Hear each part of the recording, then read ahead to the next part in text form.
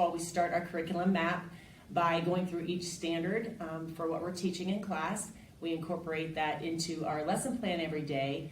And then from there, we do lots of different things in the classroom to make sure that we are a standards-based classroom. So as we break this down for you, hopefully it'll help you understand just how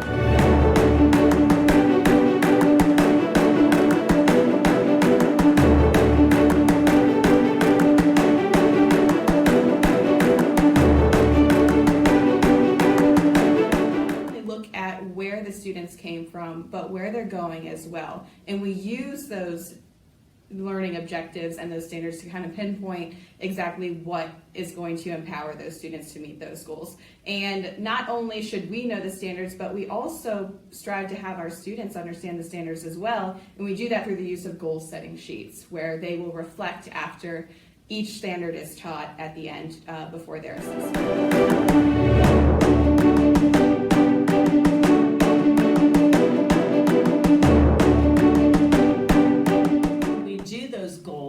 We start with a problem of the day. Those are taken from itemized analysis questions that we get from the state, and those indicate whether there are weak areas that they had last year or whether they're strong areas. We do, as we do the problem of the day, we have them do it on a whiteboard, and so that allows us to see right away which students are struggling still, which questions we need to go over again, or maybe just restate at the beginning of the class, we state at the end when they do their homework, we'll put their homework up, and again it's stated several times during the class time.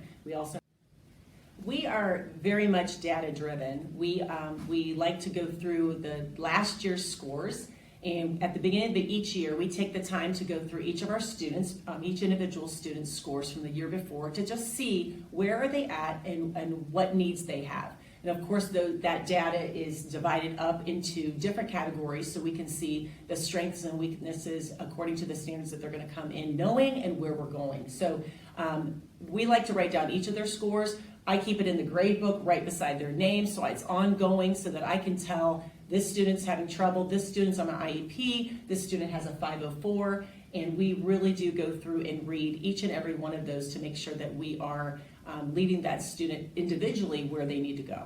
Yeah, looking at the growth individually with each student is, I feel, a big piece that yes. we do look. You know, not all students are going to show the same level of growth as long as they are showing improvement in the content.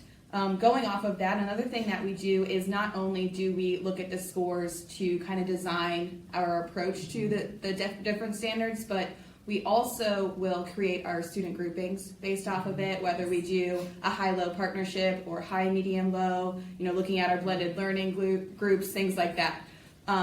Another piece of data that we use is not only do we look at how well the students performed on state tests or on performance matters assessments, it's also a good reflection for, are we teaching it to the best of our abilities? So whether I show strength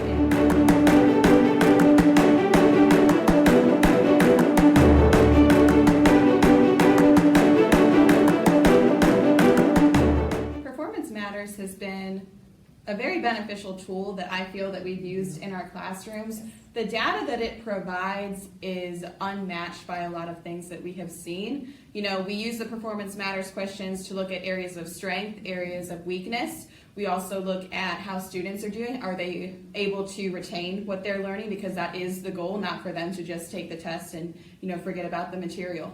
We then look at the specific questions where we saw the area of weakness.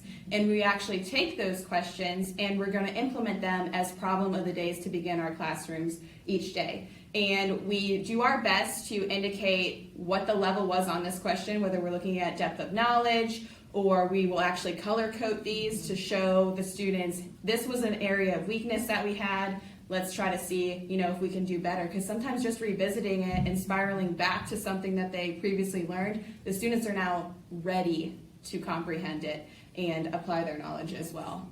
Yes. Along with the Performance Matters, it does help us to align our common assessments. So our common assessments, we will look and see where we might need to add a question that we didn't have on last year. So we're constantly changing our common assessments.